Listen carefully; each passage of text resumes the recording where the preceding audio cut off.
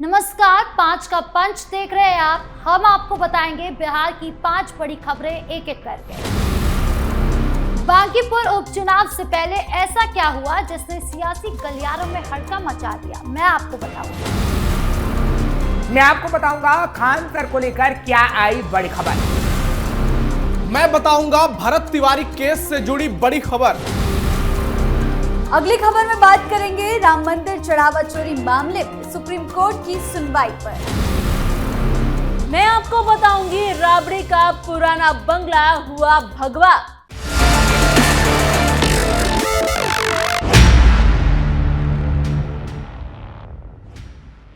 खबरों में अब सबसे पहले बात करते हैं बिहार में होने वाले बांकीपुर विधानसभा सीट के उपचुनाव की, जहां तेज प्रताप यादव की पार्टी जनशक्ति जनता दल की उम्मीदवार वीणा मानवी को पुलिस ने गिरफ्तार कर लिया। अब आप सोच रहे होंगे कि चुनावी मैदान में उतरने के तुरंत बाद आखिर ऐसा क्या हुआ कि एक महिला प्रत्याशी को सीधे सलाखों के पीछे जाना पड़ा। तो बात यह है कि वीणा मानवी ने जैसे ही बांकीपुर विधानसभा सीट के उपचुनाव के लिए अपना पर्चा दाखिल किया, यानी नामांकन की प्रक्रिया पूरी की, वैसे ही पुलिस ने तुरंत एक्शन लेते हुए उन्हें हिरासत में ले लिया। इस हाई प्रोफाइल सीट पर सबसे बड़ा धमाका तब हुआ जब प्रशांत किशोर ने खुद इस चुनावी रण में उतरने का फैसला कर लिया और अपना नामांकन दाखिल कर लिया। प्रशांत किशोर का ये पहला चुनावी दाव है और उन्होंने सीधे बीजेपी के इस सबसे मजबूत गढ़ को चुनौती दे डाली है। वीणा मानवी की गिरफ्तारी और प्रशांत किशोर की एंट्री ने मिलकर बांकीपुर के इस पूरे चुनावी दंगल को एक बिल्कुल नया, अप्रत्याशित और दिलचस्प मोड़ दे दिया है। राजनीतिक के जानकारों का मानना है कि चुनाव से ठीक पहले एक मुख्य उम्मीदवार की गिरफ्तारी और दूसरी तरफ पीके जैसी बड़ी शख्सियत के मैदान में उतरने से बांकीपुर का सियासी गणित पूरी तरह पलट गया है।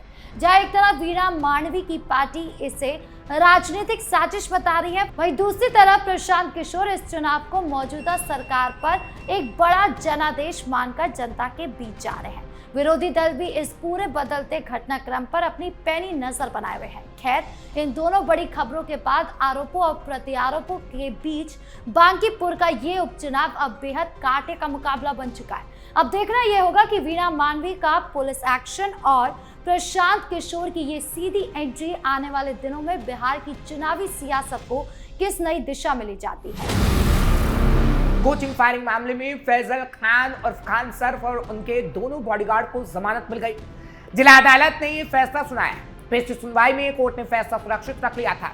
शुक्रवार को फैसला आना था, लेकिन जिला जज उस दिन छुट्टी पर थे, लिहाजा आदेश नहीं सुनाया जा सका। अब आज यानी सोमवार को कोर्ट ने जमानत दे दी है। ये मामला मुसल्लहपुर हाट के दो बड़े कोचिंग संस्थानों के बीच विवाद से जुड़ा है। एक तरफ खान ग्लोबल स्टडीज यानी KGS के संचालक फैजल खान है, तो दूसरी तरफ ज्ञान बिंदु GS अकादमी के डायरेक्टर रोशन आनंद। दोनों के बीच लंबे समय से विवाद चल रहा है। बता दें कि 2 जून की रात खान ग्लोबल स्टडीज सेंटर पर हंगामा हुआ। फैजल खान ने आरोप लगाया था कि रोशन आनंद के समर्थकों ने सेंटर पर हमला किया, तोड़फोड़ की, पत्थरबाजी की, फायरिंग भी हुई। इसके बाद पुलिस ने रोशन आनंद को गिरफ्तार कर लिया था। बाद में एक वीडियो सामने आया। इसके बाद मामले की जांच का रुख बदल गया। पुलिस का दावा है कि खान सर के बॉडीगार्ड ने भी गोलियां चलाई थी। इसके बाद दोनों बॉडीगार्ड गिरफ्तार कर लिए गए। फैजल खान के खिलाफ भी FIR दर्ज हुई। हालांकि उनकी गिरफ्तारी पर पहले ही कोर्ट ने रोक लगा रखी थी। उन्होंने गिरफ्तारी से राहत के लिए अदालत में अग्रिम जमानत याचिका दायर की थी, जिस पर अदालत ने उनके खिलाफ कोई दंडात्मक कार्रवाई नहीं करने का आदेश दिया। इस मामले में रोशन आनंद को पहले ही जमानत मिल चुकी है। वहीं उनके भाई प्रिंस यादव की नेपाल में संदिग्ध मौत भी चर्चा का विषय रही। इस मामले में रोशन आनंद ने फैजल खान पर गंभीर आरोप लगाए। फिलहाल फायरिंग मामले की सुनवाई कोर्ट में अभी भी जारी है। भरत तिवारी एनकाउंटर मामले में इंसाफ की मांग अब देश की राजधानी दिल्ली तक पहुंच गई है। रविवार से ही भरत तिवारी के समर्थकों के साथ उनके भाई चंदन तिवारी ने दिल्ली के जंतर मंतर पर धरना प्रदर्शन शुरू कर दिया है, जो 17 जुलाई को विशाल रूप लेगा, जिसमें बड़े पैमाने पर लोगों के शामिल होने की संभावना है। भरत के भाई चंदन तिवारी ने कहा है कि उन्हें बिहार सरकार की न्यायिक जांच पर बिल्कुल भी भरोसा नहीं है। उनका कहना है कि अगर सरकार निष्पक्ष जांच चाहती है तो मामले की जांच CBI को सौंपी जानी चाहिए। उन्होंने आरोप लगाया कि अभी तक भरत तिवारी की हत्या के जिम्मेदार लोगों की गिरफ्तारी नहीं हुई है। ऐसे में परिवार को न्याय मिलने की उम्मीद भी कम नजर आती है। चंदन तिवारी के मुताबिक उनका परिवार लगातार न्याय की मांग कर रहा है और अब वो अपनी आवाज देश के प्रधानमंत्री नरेंद्र मोदी और देश के गृह मंत्री अमित शाह तक पहुंचाने की कोशिश में लगे हैं। साथ ही वो राष्ट्रपति तक भी संदेश पहुंचाना चाहते हैं। उनका कहना है कि जब तक दोषियों के खिलाफ सख्त कार्रवाई नहीं होगी तब तक उनका आंदोलन और धरना प्रदर्शन जारी रहेगा। परिवार की मांग 5 करोड़ रुपए मुआवजा और परिवार के एक सदस्य को सरकारी नौकरी देने की है। इस धरने में पहुंचे भरत तिवारी के समर्थकों का कहना है कि यह लड़ाई केवल भरत तिवारी के परिवार की नहीं बल्कि न्याय की लड़ाई है। उनके मुताबिक जब तक मामले में निष्पक्ष जांच नहीं होती और दोषियों पर एक्शन नहीं होता तब तक उनका आंदोलन जारी रहेगा। उन्होंने सरकार से जल्द फैसला लेकर परिवार को न्याय दिलाने की अपील की है। वहीं आपको बता दें कि 17 जुलाई को बड़े पैमाने पर धरना प्रदर्शन की तैयारी चल रही है, जिसमें कई संगठन के लोग शामिल होंगे और भरत तिवारी के लिए न्याय को लेकर जोरदार आंदोलन भी करेंगे। राम मंदिर चढ़ावा चोरी मामले में सुप्रीम कोर्ट ने राम जन्मभूमि तीर्थ क्षेत्र ट्रस्ट को नोटिस जारी करके एक हफ्ते में स्टेटस रिपोर्ट मांगी है। कोर्ट ने कहा है कि वो समझ सकते हैं कि जांच चल रही है, लेकिन फिर भी यूपी सरकार की तरफ से गठित एसआईटी की स्टेटस रिपोर्ट मांगी है। फिलहाल इस स्टेटस रिपोर्ट की कॉपी याचिकाकर्ताओं को नहीं दी जाएगी। सील बंद लिफाफे में ये रिपोर्ट कोर्ट में पेश की जाएगी। अब अगली सुनवाई 20 तारीख यानी सोमवार को होगी। बता दें कि इस मामले में हिंदू धर्म परिषद भी सुप्रीम कोर्ट पहुंची है और मांग की है कि कोर्ट की निगरानी में चंदा चोरी की जांच हो। सीजेआई सूर्यकांत की बेंच ने कुल 4 याचिकाओं पर आज शुरू की सुनवाई। इस मामले में 2 अलग अलग याचिकाओं में सीबीआई जांच कराने की मांग की गई है। एक अन्य याचिका में विशेष जांच टीम एसआईटी से जांच सबूतों को सुरक्षित रखने और मंदिर ट्रस्ट के वित्तीय लेन देन की फॉरेंसिक ऑडिट कराने की मांग की गई है। सुप्रीम कोर्ट में दायर इस जनहित याचिकाओं में मुख्य रूप से 2 बड़ी मांगे की गई है। पहली मांग ये कि घटना से जुड़े तमाम सीसीटीवी फुटेज को तुरंत सुरक्षित किया जाए। दूसरी मांग ये कि इस पूरे चंदा चोरी मामले की जांच सीबीआई से कराई जाए। बता दें कि उत्तर प्रदेश सरकार ने इस मामले की जांच के लिए पहले ही एसआईटी बनाई है। ऐसे में मुख्य न्यायाधीश ने कहा क्योंकि एसआईटी का गठन किया जा चुका है, जांच जारी है, इसीलिए राज्य सरकार अब तक की जांच पर स्टेटस रिपोर्ट पेश करे। सीजेआई ने कहा कि इस स्टेटस रिपोर्ट में एसआईटी के गठन, उसमें शामिल सदस्यों का पूरा ब्यौरा भी देना होगा। सुनवाई के दौरान केंद्र सरकार की तरफ से पेश हुए सॉलिसिटर जनरल ने राम जन्मभूमि तीर्थ क्षेत्र ट्रस्ट को नोटिस जारी करने का विरोध किया।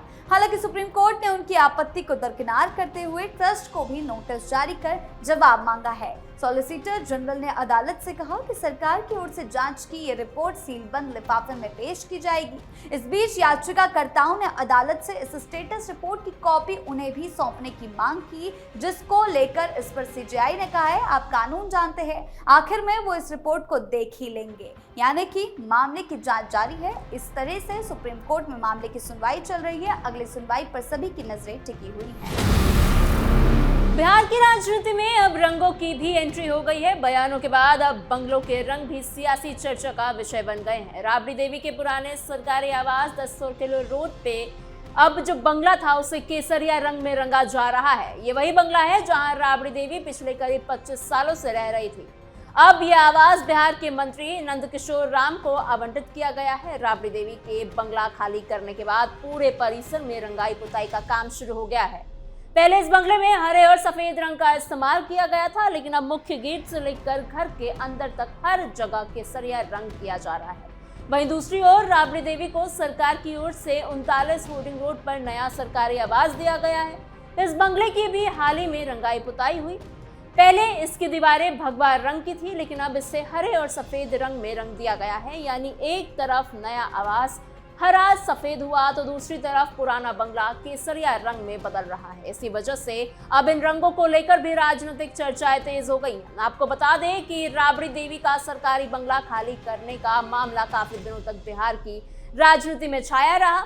विपक्ष और सत्ता पक्ष के बीच इसे लेकर लगातार बयानबाजी हुई। आखिरकार राबड़ी देवी ने बंगला खाली किया और वहां से अपने नेम प्लेट भी हटवा दिए।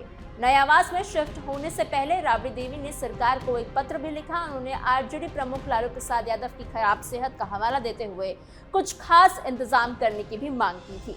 राबड़ी देवी ने बताया था कि डॉक्टरों ने लालू प्रसाद यादव को संक्रमण से बचने के लिए अलग रहने की सलाह दी है। इसी वजह से नए घर में उनके लिए एक खास मेडिकल कमरा बनाने की मांग की गई। सूत्रों के मुताबिक इस मेडिकल रूम का काम अब आखिरी चरण में है।